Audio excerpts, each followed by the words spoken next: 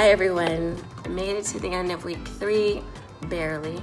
As you can hear my voice, real talk about being a teacher. I got sick last weekend and I only came in on Friday today just because I need to be able to at least get some things ready for next week. I did test negative on my COVID test and the flu, so I'm not really sure what I have, but as you know, classrooms can be a petri dish for all kinds of things, and of course, I got sick in week 3. Well, I guess it's technically the end of week 2 I got sick. I was able to come in today to at least see my Friday classes and to try to get some things prepped for next week instead of just trying to come in Monday and scramble, but whew, that's the thing. Teaching will put you down, getting sick, but it's been good. It's great to see my kids.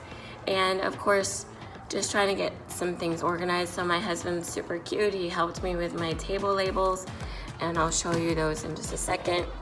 Okay, so here's one of my table labels. I only have 4 tables. Okay, so as you can see, I only have 4 tables. So that's why I just have the 4 table labels.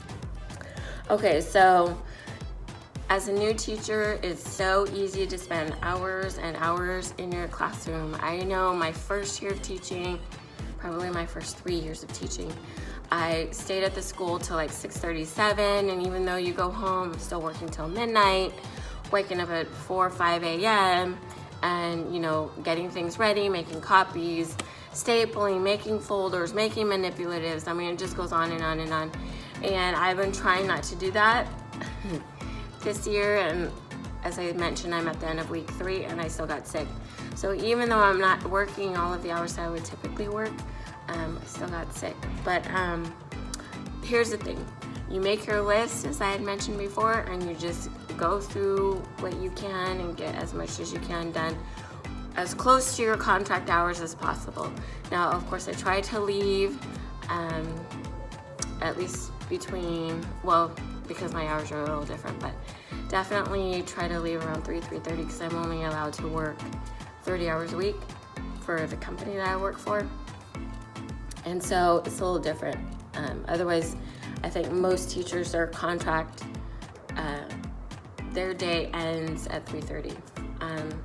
And it's almost impossible to get out at 3:30, but I try to get out, and of course I end up doing prep at home on the computer, and most of my time is spent organizing.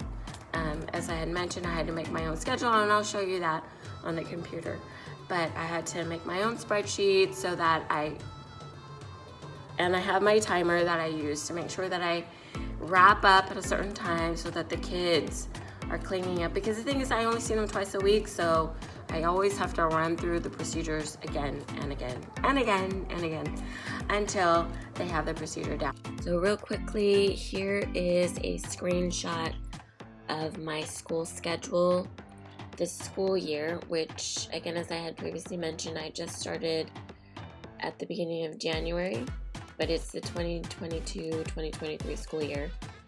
And this is very different from the schedule that I had as a secondary teacher, where last school year, for example, I was teaching 9th and 10th grade social studies, so I had a bell schedule, very clear cut, the bell rings, students move, and I have them for either 9th or 10th grade social studies.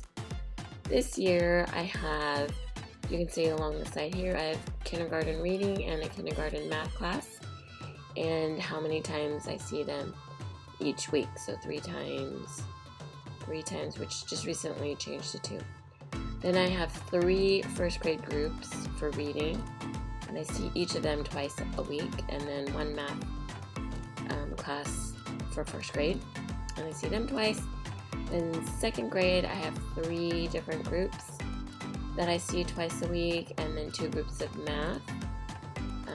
And then for 3rd grade, I have 2 groups of reading, 2 groups of reading, no math.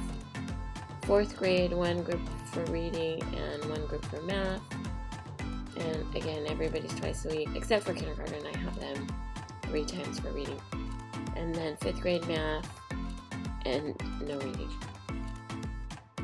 So as you can see, it's a very different schedule, and I don't have really any prep during the school day. I mean, so if you can see the schedule, it's not in chronological order for the day. I have it according to grade level here on the side, just to help me when it comes to preparation of my lessons, because I know, for example, on Monday, I can just clearly see, okay, I primarily have kindergarten, first grade, and a second grade, and then one fifth grade math class. So it's a lot of classes to prep. I just try to do the best I can every day to do as much as I can to prep. Which basically means that most of my preparation for my lessons is done over the weekend. And I try not to spend too many hours preparing, but it is what it is. So this is my class schedule. Spend more time on organization, because that'll make your life a lot easier when it comes to classroom management. So a lot of times you have to look at differentiation. And so I've been working on putting my centers together, and I'll share a little bit more about that later. But in the meantime, here's center number 1. So every class is different, and some classes are faster than others, and some need a little more time or a little more support. So with my kindergarten class, for example, they're still learning their letters and still learning how to read. So today, what I tried to do with them was to show them their name so they could see their classmates' names. And then for privacy, I won't show you the card, but so I have 3x5 cards, and I have their name written on each card. And so I have them see the name and then say the name. So we did that, and then they wrote down the names of all of their classmates, which there was only 6, right? Because I'm working with students that have been identified as needing more support. So they wrote down their names. Now, again, as I had mentioned, my class is only like 30 minutes. So to bring everybody in, to get everybody set up, to give the instruction, and then to do it basically takes the whole time, because then we also have to clean up.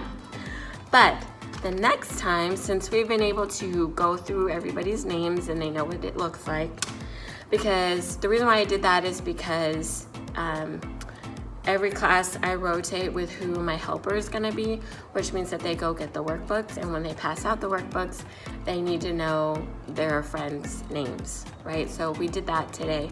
Okay, so next time I have these letters here and letters here. These I bought on Amazon. This was already in the classroom. And what I'll do is I'll have the names for each of my students. I'll just have them on different tables, and they'll have to put the letters together to spell out the name of their friends. So that's just a little tip for today. And again, as a new teacher, you just kind of learn as you go. You get to know your students, how quickly they learn. You see which ones, because you start to see like students pull ahead and they can follow directions quicker, and then there's the ones that are a little distracted and they need a little more reminders. But usually what I'll do is I'll have the ones that are done faster to kind of help the other kids. And so you just do your best in your classroom to make those adjustments as you go, and try not to lose sleep. Every week is new. Every week you're learning, and give yourself grace and know that you are doing the best that you can. And always remember, you've got this. If this video is helpful for you, go ahead and leave a comment below. Let me know something that you learned this week that might be able to help others. And until next time, we'll see you then.